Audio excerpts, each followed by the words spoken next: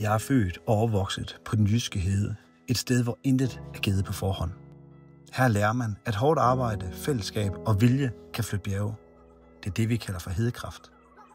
Jeg stiller op, fordi jeg tror på, at vores kommune kan endnu mere, når vi tør tænke nyt og handle klogt. Jeg har mange års erfaring fra det offentlige, hvor jeg har arbejdet tæt sammen med mange børn og unge. Jeg ved, hvor meget det betyder at give dem muligheden, ansvar og troen på, at de kan lykkes. De skal ikke blot passes.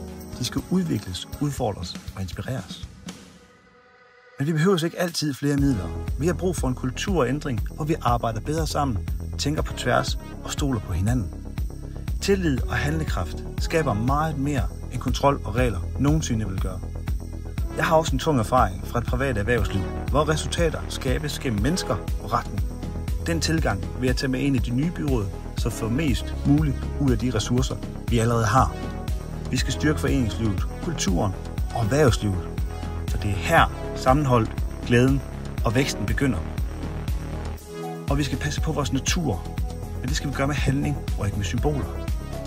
Jeg tror på børnene, jeg tror på fællesskabet, og jeg tror på hedekraften i os alle sammen.